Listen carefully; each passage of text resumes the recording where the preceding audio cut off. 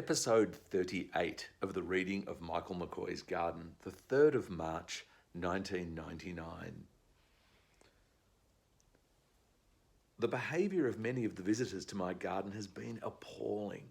They jump the fences, hide among the plants, look in the windows, then flee if they see you, poo and pee everywhere, throw the mulch around and come at any time of day or night unannounced.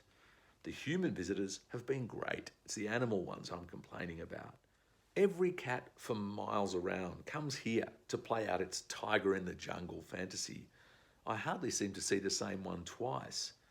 My 1-year-old daughter will shout, "Gook," her all-purpose exclamation, and we all turn round to see yet another cat wandering, until that moment nonchalantly, by the window, but suddenly full of terror, crouching briefly, then darting off. They look at me with fear in their eyes, when it's actually the 1-year-old who's more likely to tear them to pieces. The birds are more welcome, though they're probably more destructive. Blackbirds, of course, are the worst, and one can only wonder, retrospectively, at the stupidity of the naturalisation societies that introduced them. I believe they did so to try and control the garden snail, another introduction, but they left the chain of biological control open-ended. Couldn't they have concurrently introduced some creature that sweeps mulch back onto the garden beds? The rosellas swing precariously from the extremities of the sunflowers, chewing away on the seeds long before they're really ripe and pickable. Not only do they spit out all the yucky bits, usually on the path or somewhere equally inconvenient, but leave the plant broken and forlorn. But their colours are showier than the sunflowers in bloom, so I wouldn't want to be without them. 17th of March, 1999.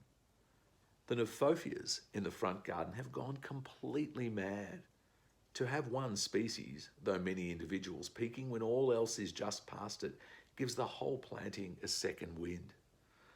That they are nearly centrally placed, both in height and lateral positioning, helps enormously.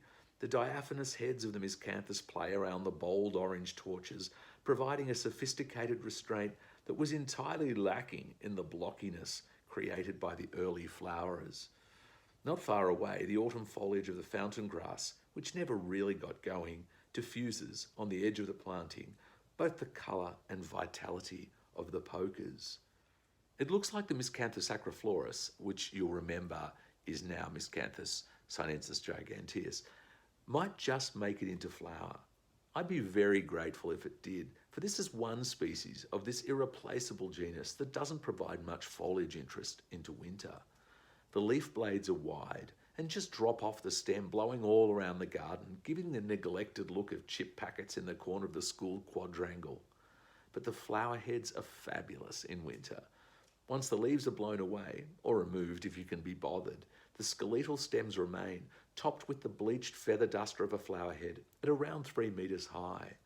There are 2 flower heads showing in the front garden, but the plant in the back garden has assumed its slightly transparent butter yellow tint, so they can't have long left to do their thing. There's a photo there of when these Nephophias were really doing their thing in amongst the Canna, Wyoming and the Miscanthus.